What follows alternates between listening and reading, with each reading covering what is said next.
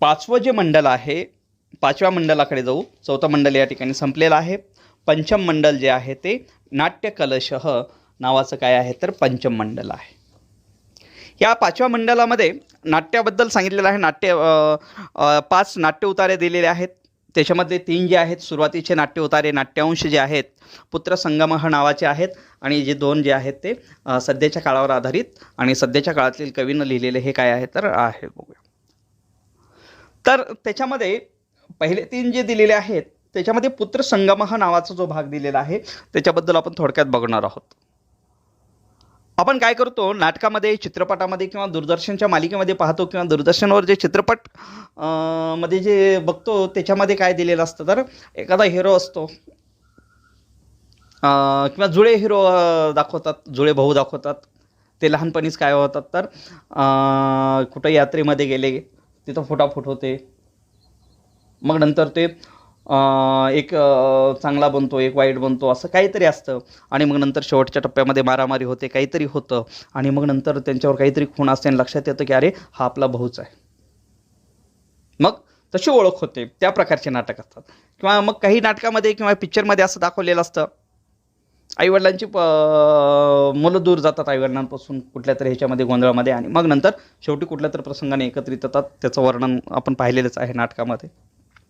काही ठिकाणी असं होतं की मुलंच काय करतात, वडीलच काय करतात, मुलाला सोडून गेलेले असतात वगैरे, त्यांना माहिती नसतं, मग काहीतरी ॲक्सिडेंट होणं वगैरे असा प्रकार असतो, आणि मग नंतर कुठल्या तर प्रकारे ते त्या ठिकाणी त्यांची भेट होती.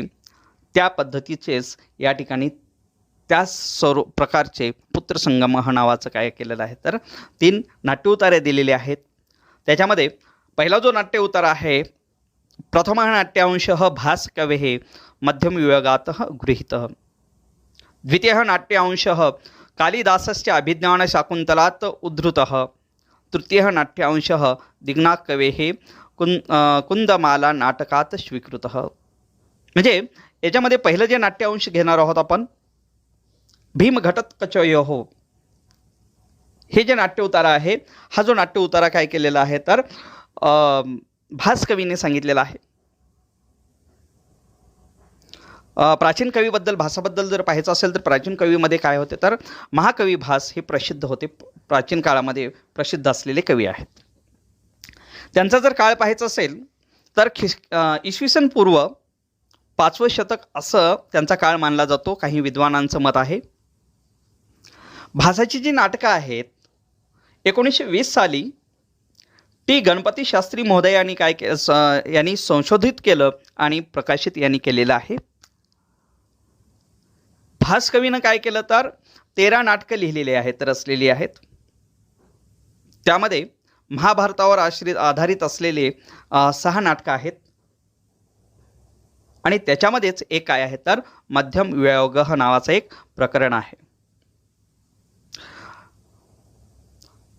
दशरूपकम, जसं आपण दशरूपकाचा जो भाग पाहिलेला आहे, दशरूपकामध्ये पाहिलेला आहे तर व्यायोगः नावाचं एक काय आहे तर रूपक आहे. त्याच्यामध्ये काय असतं तर इतिहास पुराणावर आधारित कथा असतात, आणि वीर रस प्रधान असलेली काय असते तर कथा असते, आणि त्याच्यामध्ये एकच अंक असतो आणि वीरनायक असतो, आणि याच्यामध्ये द्वंद्वयुद्धाला काय केलेलं असतं तर प्राधान्य दिलेलं आहे. हे ह्याचं विशेष आहे. बघूया आपण भीमघटोत्कचयोः याच्यामध्ये काय सांगितलेलं आहे. थोडक्यात जास्त वर्णन करणार आपण, थोडक्यात बघणार आहोत. वनामध्ये काय झालं तर हिडिंबा आणि भीम यांचा विवाह झाला. विवाह झाल्यानंतर काही काळानंतर काय झालं तर भीम आणि हिडिंबामध्ये काय झालं तर फुटाफूट झाली, वियुक्त झाले, ते एक लांब झाले, दूर गेलेले आहेत एकमेकांपासून. आणि त्यांचा पुत्र जो आहे, मुलगा जो आहे घटोत्कच, तरुण झालेला आहे, परंतु वडील आणि मुलगा यांच्यामध्ये कधीच भेट झालेली नव्हती. मग काय झालं, पांडवांना जो 12 वर्षाचा काय होता तर वनवास काळ होता, त्याच्यामध्ये भीम काय झालं तर पुन्हा एकदा त्याच काय झाला वनामध्ये आलेला आहे. हे काय झालं तर त्या हिडिंबेला समजलं. मग ह्या भीमासोबत भीम आलेला आहे समजल्यानंतर भीमासोबत काय झालं पाहिजे तर याची भेट झाली पाहिजे किंवा हिडिंबाची भेट झाली पाहिजे. म्हणून काय केलं तर त्या हिडिंबानं एक युक्ती केली, आयडिया केली. तिनं मुलाला आज्ञा केली. मुलगा कोण आहे? घटोत्कच. त्याला आदेश दिला, माझा उपास सोडायचा असेल तर मला एक माणूस आणून दे, त्यालाच पाहिजे, म्हणजे मला ते खायचं आहे, तो माणूस खाऊनच मी उपास सोडणार आहे, असं तिनं त्या आदेश दिलेला आहे, आज्ञा दिलेला आहे. आईची आज्ञा, मुलगा निघालेला आहे आदेश घेऊन. मग घटोत्कचाने काय केलं तर एक बरंचसं फिरल्यानंतर त्याला काहीच भेटत नव्हतं, तर एक ब्राह्मणपुत्र जात होते, त्या ब्राह्मणपुत्राला त्यांनी काय केलं तर घेऊन घेतलेलं आहे. मग त्या ब्राह्मणपुत्राचं रक्षण करत असतानाच भीमाने आणि घटोत्कच याच्यामध्ये काय झालं तर युद्ध झालं. त्या युद्धाच्या दरम्यान त्या जो काळामध्ये आहे तर भीमाने काय केलं तर हा स्वतःचाच पुत्र आहे हे त्या ठिकाणी ते जाणलेलं आहे, असा ह्या अंश ह्या नाट्यवंशामध्ये दिलेला आहे. ह्या चित्रामध्ये पण आपण बघत आहोत की दोघांचं भीम आणि घटोत्कच याच्यामध्ये काय आहे तर युद्ध होत आहे ते. त्याच्यानंतर पुढचं जे नाट्यवंश आहे दुष्यंत सर्वदमनयोः. राजा दुष्यंत आणि सर्वदमन हा दुष्यंताचाच मुलगा आहे, शकुंतलेकडून प्राप्त झालेला. याच्यामध्ये पण काय केलेलं आहे तर दोघांचं गाठभेट कशी होते त्याचं वर्णन केलेलं आहे. हे जे काव्य आहे ते महाकवी कालिदासाने लिहिलेलं आहे. महाकवी कालिदासांबद्दल असं बोललं जातं, पुरा कवीनाम गणना प्रसंगे कनिष्ठिका अधिष्ठित कालिदासः अद्यापि तत्तुल्यर कविराभावात अनामिका सार्थवती बभूव. बभू हे परोक्ष भूतकाळाचं रूप आहे. पुरा कवीनाम गणना प्रसंगे म्हणजे पूर्वीच्या काळामध्ये गणना करत मोजमाप करायला सुरुवात केली कवींची मोजमाप. कनिष्ठिका अधिष्ठित कालिदासः. कनिष्ठिकेवर म्हणजे काय तर करंगळीवर कालिदास येऊन बसला. म्हणजे कसं, एक म्हणलं की आपण कशावर बोट ठेवतो, अंगठा करंगळीवर ठेवतो, बरोबर आहे का नाही, एकच, पुढे काय झालंच नाही. अद्यापि तततुल्ये कवेराभावात. आज सुद्धा त्या कवीच्या तुलनेच्या अभावामुळे म्हणजे त्या कवीच्या तोडीस तोड कवी न मिळाल्यामुळं अनामिका सार्थवती बभूव. म्हणजे अनामिका म्हणजे तर करंगळीनंतरचं जे बोट असतं, मध्यमा आणि करंगळीच्या मधलं जे बोट असतं त्याला अनामिका म्हणतात. ते अनामिका नावाचं जे बोट आहे ते काय झालं तर सार्थक झालं. म्हणजे असं थोडक्यात सांगायचं आहे की महाकवी कुलगुरू कालिदास यांच्या तोडीस तोड कवी न झालाच नाही आणखीन, हे याच्यातून सांगायचं आहे. मग महाकवी कालिदासांची ही अशा पद्धतीची ख्याती आहे, प्रसिद्धी आहे. कालिदासाचा जर काळ पाहायचा असेल तर इसवी सन पूर्व 1 शतक किंवा इसवी सनाचं 4थं शतक असं आहे, असं बऱ्याच जणांचं मतभिन्नता आहे. महाकवी कालिदासांनी मालविका अग्निमित्रम, विक्रम उर्वशीयम, अभिज्ञान शाकुंतलम असे काय केले तर 3 प्रकारचे नाटकं लिहिले. मेघदूतम, ऋतुसंहारम हे काय आहे तर 2 खंडकाव्य आहेत. कुमारसंभवम, रघुवंशम हे काय आहे तर 2 महाकाव्य. अशा पद्धतीची त्यांची साहित्य संपदा आहे.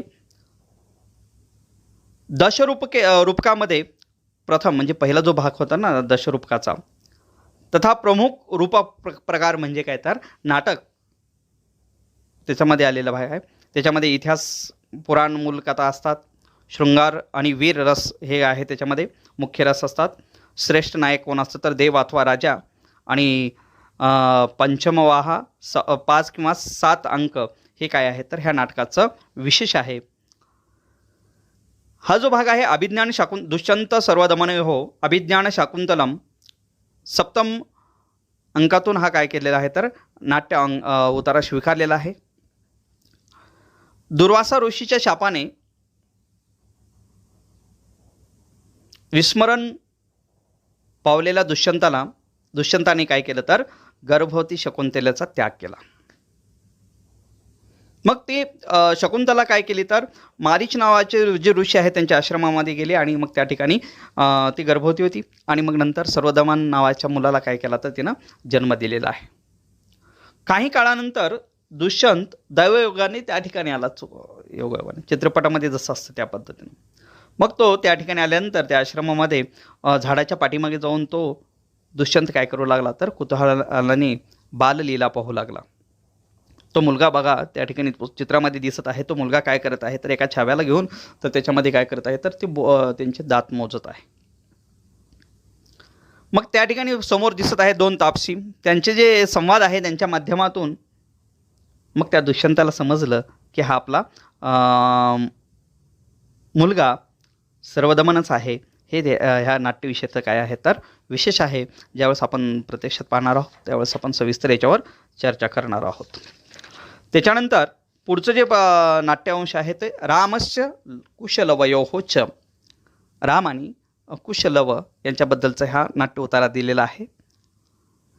इसवी सन 10व्या शतकामध्ये जन्मलेल्या दिग्नांक कवीची ही काय आहे तर रचना आहे. त्यांनी जे कुंदमाला नावाचं जे नाटक लिहिलं रामायणाच्या उत्तरकांडावर आधारित हे नाटक आहे. त्याच्यातलं हा वर्णन आहे. रामाने काय केलं तर सीतेचा त्याग केला. त्याच्याबद्दल सविस्तर बोलत बसलो तर जास्त वेळ जाईल. आपण नंतरच्या ज्यावेळेस प्रत्यक्षात पाठ पाहणार आहोत त्यावेळेस पाहता येईल. रामाने सीतेचा त्याग केला आणि मग सीता काय केली तर वाल्मिकी ऋषीच्या किंवा वाल्मिकी मुनीच्या आश्रमामध्ये जाऊन राहत होती आणि त्या ठिकाणीच काय झालं तर कुशलवांचा जन्म झालेला आहे. वाल्मिकीनं काय केलं तर स्वतः जे रचलेलं रामायण हे जे काव्य आहे नवतरुण ह्या कुशलवानी काय केलं तर अभ्यासलं, पाठांतरच करून टाकलं. मग ते दोघं काय झाले तर अयोध्या नगरीला आलेले आहेत आणि रामाच्या पुढे येऊन त्यांनी काय केलं तर रामायणाचं गायलेलं आहे. पण त्या दोघांना पण माहिती नव्हतं की रामाला पण माहीत नव्हतं की असं हे लवकुश आहेत आणि मग ते आपलेच पुत्र आहेत आणि त्यांना आपलं पिता आहेत हे माहितीच नव्हतं. तदा तेव्हा रामाचं काय झालं तर जे स्वतःच्या मुलांनी जी सांगितलेली आहे कथा त्याच्यामुळं हे काय झालं तर ते लक्षात येऊन जातं की हे आपलेच मुलं आहेत. मग हे कुंदमाला नाटकाचं काय आहे तर 5व्या आणि 6व्या अंकामधला हा भाग घेतलेला आहे. याचं वर्णन याच्यामध्ये केलेलं आहे. अशा पद्धतीने हे जे 3 नाटकं आहेत त्याच्यामध्ये पुत्रसंगम नावाचे हे काय आहेत तर 3 नाटकं आहेत आणि नंतर प्रहसनम नावाचं जे पुढचा चौथा जो भाग आहे त्यामध्ये भगवत जुकियम हे नावाचं जे प्रहसनम नाव आहे. ख्रिस्ताब्दस्य म्हणजे इसवी सनाच्या 7व्या शतकामध्ये जन्मलेला बोधायन नावाचे जे कवी आहेत त्यांची ही नाट्य कृती आहे. 10 दशरूपक पाहिलेले आपण. त्याच्यामध्ये प्रहसन नावाचा पण भाग पाहिलेला आहे. तो त्याच्यातला हा भाग आहे. याच्यामध्ये हास्यप्रधान आहे. याच्यामध्ये एकच अंक आहे. कवी कल्पित असतो, कवीनं लिहिलेला आहे. तर याच्यामध्ये काय सांगितलेलं आहे, भगवान म्हणजे कोण तर परिव्राजक आणि अज्जुका नावाची अज्जुका म्हणजे काय तर गणिका. चुकून काय होतं, यमदूत एकाचे प्राण दुसऱ्याच्या शरीरात आणि त्याचा प्राण याच्या शरीरात काय करतो तर स्थापन केलेला आहे. चित्रामध्ये दिसत आहे बघा. पुढे परिव्राजक दिसत आहेत, ऋषी दिसत आहेत, गुरु दिसत आहेत आणि नंतर बाजूला काय दिसत आहे तर जी गणिका आहे, अज्जुका आहे ती आहे. आणि त्याच्या पाठीमागे जे फिकट ह्याच्यामध्ये दिलेलं आहे तर म्हणजे त्यांचं रूप याच्यामध्ये गेलेलं आहे आणि यांचं रूप म्हणजे आत्मा गेलेला आहे, चुकून झालेला आहे यमाकडून, त्याचं याच्यामध्ये वर्णन केलेलं आहे. हे बघूया आपण. मग ते दोघं काय करतात तर वेगवेगळं आचरण करतात, त्याचं आहे ते हे चित्रामध्ये आपण पाहतच आहोत. त्याच्यानंतर पुढचा जो भाग आहे लोकरंजकम लोकनाट्यम. आधुनिक काळामध्ये लोकनाट्य मध्ये काय काय असतं हे पण वर्णन संस्कृतमध्ये केलेलं आहे. म्हणजे संस्कृतमध्ये फक्त प्राचीन काळाचंच वर्णन असतं असं बरेच लोक म्हणतात. त्याच्यासाठीच हे आमच्या कवीनं हे काव्य लिहिलेलं असेल. लोकरंजकम लोकनाट्यम याच्यामध्ये सांगितलेलं आहे. तर याच्यामध्ये जसं गणगवळण असते, नंतर श्रीकृष्णाचा कोण असतो, पेंद्या असतो, गवळणी असतात, त्याच्याबद्दलचं याच्यामध्ये वर्णन केलेलं आहे. याचे कवी आहेत प्रभाकर महादेव भातखंडे महोदय यांचा जन्म 1940 साली झालेला आहे. त्यांनी हे काव्य लिहिलेलं आहे. मुक्ता नावाचं जे नाटक आहे त्याच्यातून हे लोकरंजकम लोकनाट्यमबद्दल दिलेलं आहे. आपण बघूया, ज्यावेळेस प्रत्यक्षात पाहणार आहोत त्याच्याबद्दल चर्चा करणार आहोत. याच्यावरती प्रश्न कसे असतील तर याच्यावरचे जे प्रश्न आहेत आपण ते जसं गद्य आणि पद्याबद्दलची जी चर्चा केलेली होती त्याच स्वरूपाचे प्रश्न याच्यामध्ये असतील, म्हणून आपण त्याच्याबद्दल काही जास्त चर्चा करणार आहोत ज्यावेळेस प्रत्यक्षात पाहणार आहोत. ते 6वं जे मंडल आहे ते आहे लेखन कौशल्यम.